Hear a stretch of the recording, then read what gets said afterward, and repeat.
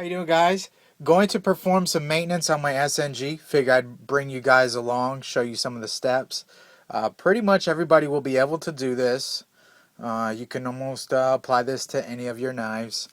Um, the one thing you might not be able to do, and I'm going to go over that in this video, just because I think some people might find it interesting, is I will be carbidizing the lock face. So we'll go through all that, and hopefully it's interesting to somebody. So this is a great example of an SNG. I absolutely love it. I've been carrying it a few weeks straight now, and I noticed that my lock has started to become sticky. And if I look down in here, I can see where it's starting to wear the titanium a little bit. So I'm just going to carbidize the lock face. Hopefully that'll slow that down and get rid of any of that stickiness. At any rate, also my pocket clip has loosened up just a little bit so you can hear it. It doesn't rattle or anything, but when you tap on it, I don't like that. It's fine when it's, closed.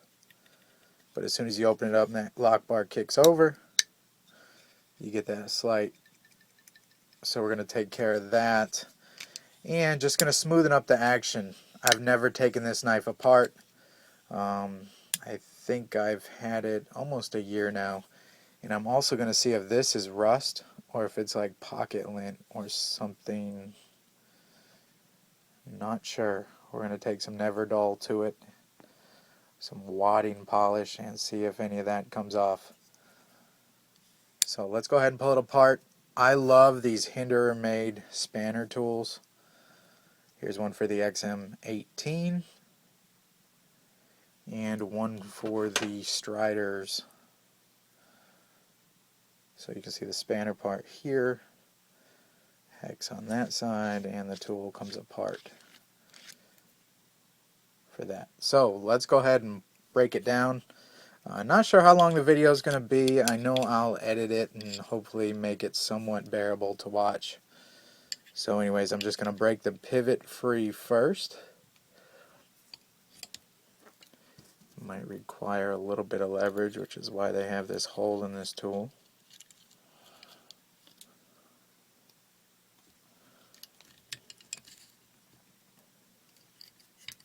Let's see, it's loose. It's definitely not. There it is.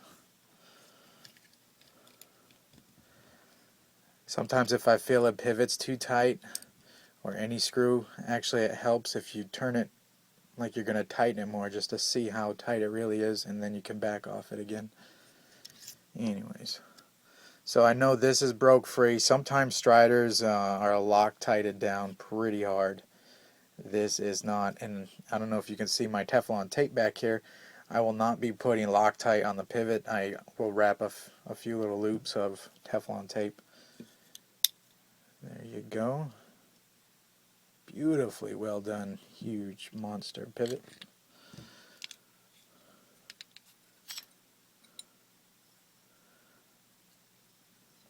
Not too dirty. I keep it blown out pretty well.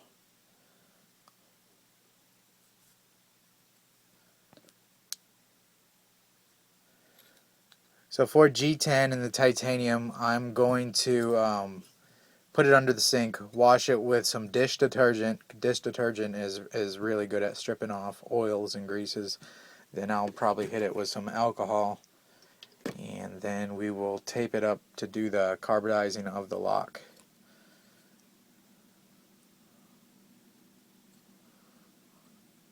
This is what I'm curious about. Not the washers, but I want to see if this is rust or if it's just some lint or something, maybe some dirt.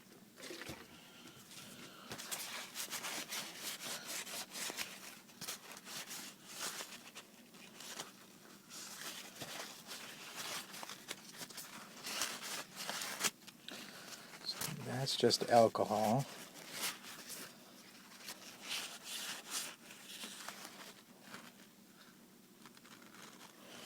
It does look like it's slightly rusted in there.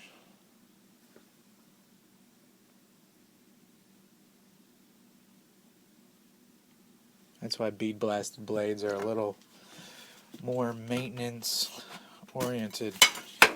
You have to keep after them.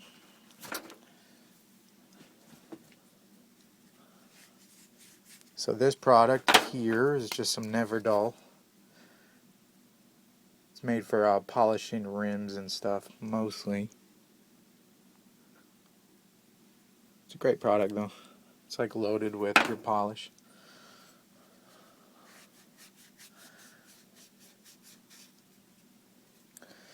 Yeah, it's not coming off at all.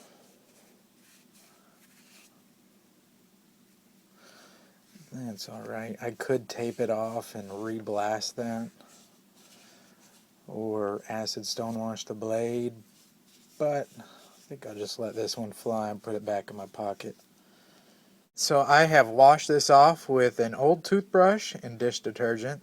Washed off both of these. It's just really good at stripping off the grime and grit and grease and oils. So I bent this clip just a little bit too. I literally just did it with my fingers.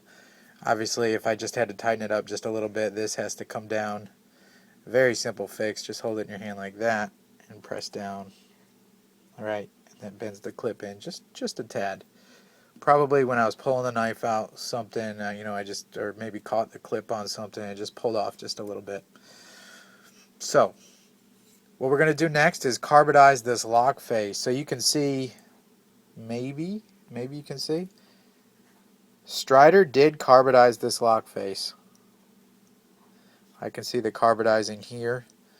I don't know if it's because I flicked this knife like a maniac, but maybe you can see where the carbidizing layer has like wore off on the point of contact, which I didn't know could really happen.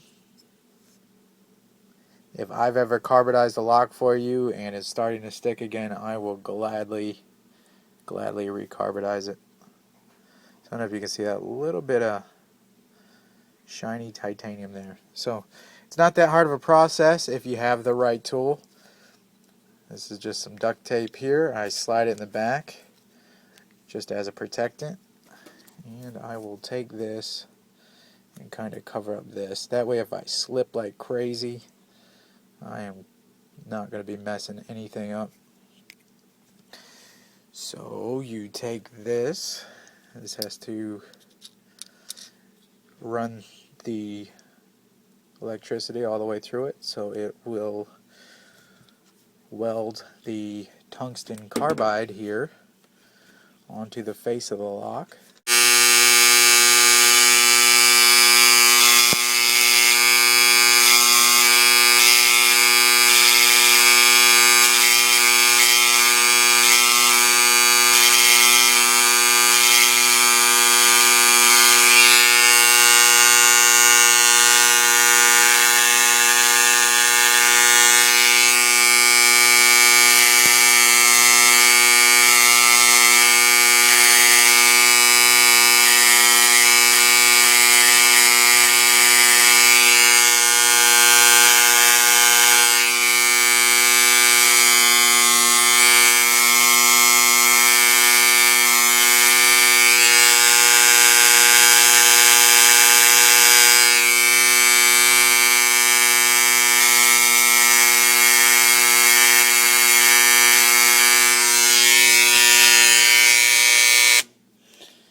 And we're done. So literally we just welded a hard layer of tungsten carbide to this lock face on the titanium side. And another trick that some folks won't show you, but to help this kind of wear in to the steel, you take a little bit of graphite, and some people will color the tang of their knife. When you freshly carbidize, you can actually color in this, and this just helps that very, very beginning break in. It's not bad, but this definitely helps. You'll see when it goes together. And you can actually wipe this all back off with a clean rag. And there's still some lead left in there. I'll just pat it so it's not all over the place. Anyways. Alright, so we're ready to put her back together, but first I want to smooth out this action just a little bit. And how we are going to do that will be polishing these washers. I'm not going to get real crazy. Again, the knife was pretty smooth before. I've broke it in like crazy. And what I'm going to do here is take the 306 Ultra Fine Stone. This is the front side that I sharpen on. We're going to do that as well. And flip it over backwards and use the back side of the stone. No reason other than I just don't want to mess up the front side of my stone, because this bronze phosphor get your stone dirty fairly quickly because it's so soft.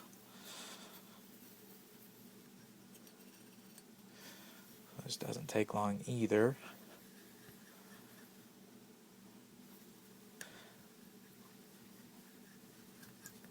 Again, I'm not going to go crazy.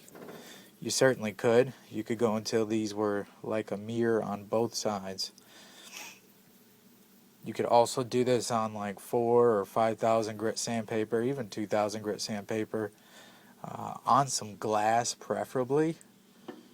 But anything, maybe some marble, something that you feel is fairly flat would be the best. So I'm just doing circles. I'm rotating so that way I don't get any kind of hot spots, or any spots are done more than the other spots.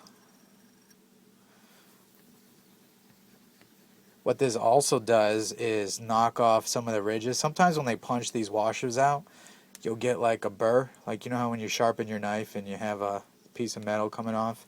Sometimes that'll happen to your washers. And what that does, until your knife breaks in, you know, it's kind of stiffens up your action. It's not like glass. So this is just tuning your action. Most people know this little trick here. Then I will put it on the diamond strop just a few times. We've polished up these washers.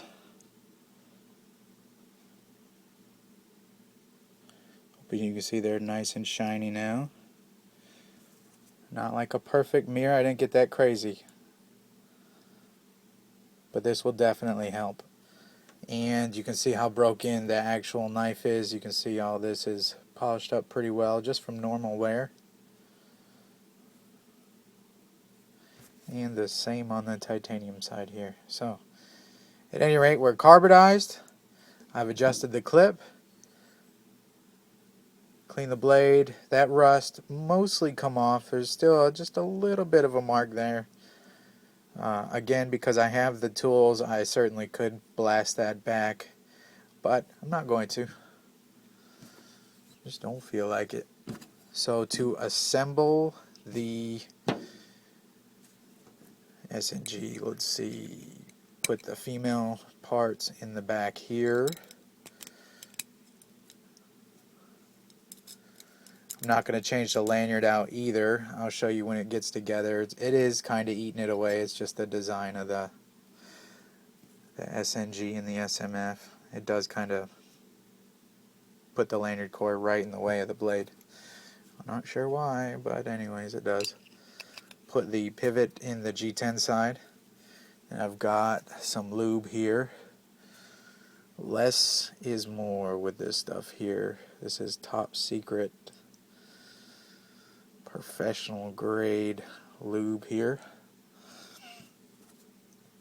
Again, because we just tuned these washers, it really doesn't matter which side you put on, but you do have to make sure you have the right side. So the smaller washer on any knife, on any frame lock knife, the smaller diameter will always go on the frame lock side because you need clearance for that frame lock to kick over. And then if you want to put together your knife correctly, always take the shiniest side, or the side that you can see these circles on. Right? See how one side's kind of like a matte.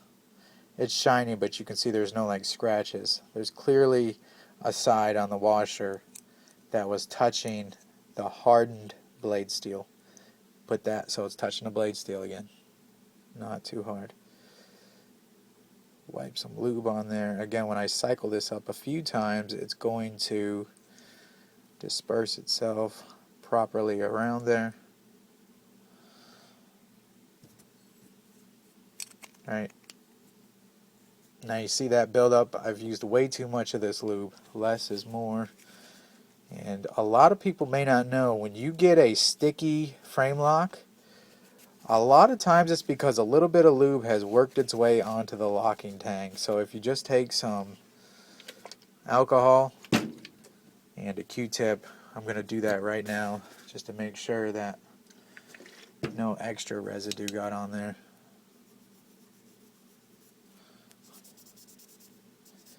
Anyways, I don't know why lube does, but it's like it lubes up your lock face so it can actually engage harder and just makes the lock up a little sticky. So that's the first thing. If you ever have a frame lock with sticky, clean the tang, and sometimes it's like embedded into the titanium too, so you may have to take your knife all the way apart and just clean it up. It's kind of hard to work around the camera here.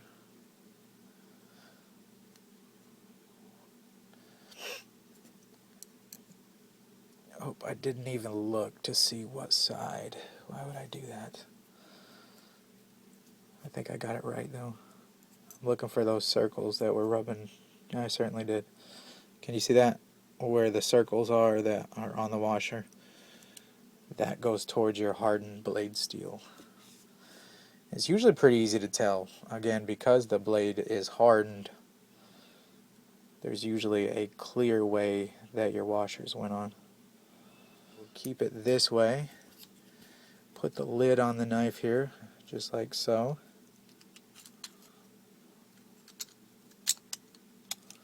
Right? Then, holding pressure down on the knife, with my finger I'm going to push that pivot screw up. And before I do that, because I want to wrap some Teflon tape around the pivot, we'll go ahead and put some of these body screws in here to hold the knife together.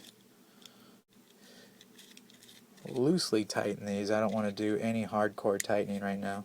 That's one thing, when you're putting anything together, don't like clamp one screw down like crazy and then tighten the rest down. Kind of snug them, you know, just where you feel a little bit of resistance, and then go on to your next screw. Get all the screws in, make sure the knife is lining up right, and then go back around and tighten up all your screws. So in order to save some time, I just went ahead and put the knife together. When I put it together, I made sure I wrapped some Teflon tape clockwise around the pivot, so that way when you screw it in, right, all the Teflon tape stays on there and doesn't undo itself. Anyways, that just takes the place of the Loctite. It tightens up that thread just a little bit so it doesn't come unscrewed. Made sure there was nothing too close to the front of the thread so you can't see any of that Teflon tape through the front or the back. Just be neat about it. It takes about 3 little circles around the pivot. Also tightened up that clip, just bent it down a little bit so when this is open, no more rattle. And everything's locking up nice and tight. Just a gorgeous, gorgeous, gorgeous knife. Just as smooth as everything. Hard to do on camera. Anyways, there is a world of difference here.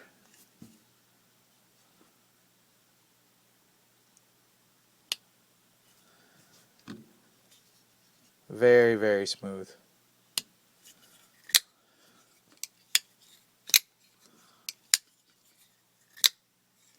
Like it a lot. Alright, so let's touch up the edge. And hopefully we're not boring anybody too awfully bad. I'm going to edit this all together. I'm going to take my strop here just to give this a little bit of a base to get up and off the surface here just a little bit. And I keep my knives pretty sharp, but just like I'm not like crazy about like a little bit of rust on around my thumb stud. if my knife is sharp enough to cut what I need to cut, usually I do the nail test. A lot of you guys have been watching me a while kind of know that. This is not my ideal sharpening setup either. Normally this stone would be on a very, very flat base. Just touching up.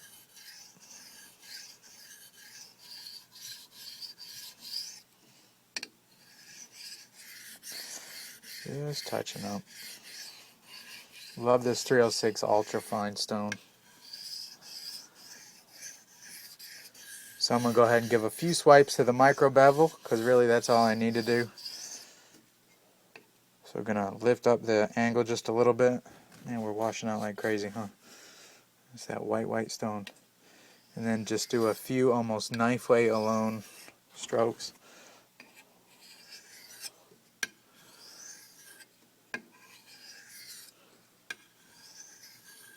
Again, this is really hard to do on camera here, reaching around the camera.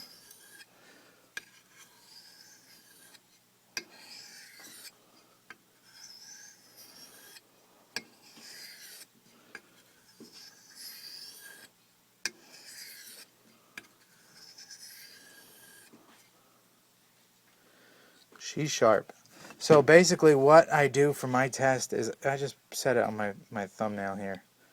And if I can move it around without it sliding around, then it's usually sharp enough for anything I need it to do. I'm going to go ahead and strop it just a few strokes here on my diamonds.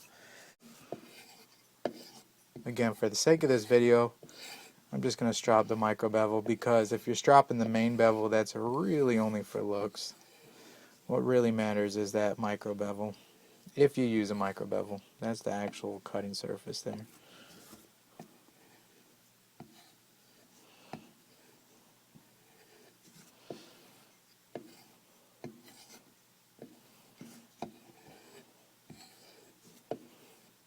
Again, I keep my knives pretty sharp. They don't have to be hair whittling sharp, or sometimes not even shaving sharp. As long as they cut the stuff that I need them to cut, I'm usually okay. And again, that nail test is a very good indicator for myself. You know, if it will do my daily tasks. If it's not catching on my thumbnail anymore, I won't put that knife in my pocket in the morning. I'll pick something else. Or I'll just touch it up really quick. Alright, so she should be fairly sharp. She is. Let's go ahead and see if it'll... Oh yeah.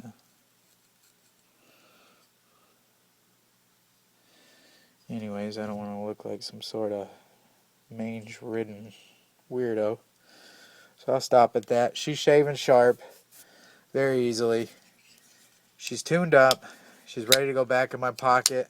If I wanted to get real crazy, I could tie another lanyard up on here real quick.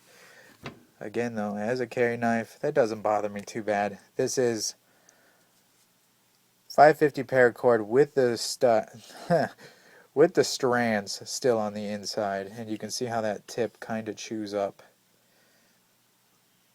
on that paracord. But whatever. I don't have a $150 bead hanging off of here. Good to go, it works. Everything's good. It's nice and broke in. It's a little wet right now from where I was washing it, but at any rate, thanks for coming along. Did some maintenance. Hopefully I can edit this down into somewhat watchable content. We'll catch you guys on the next video. See ya.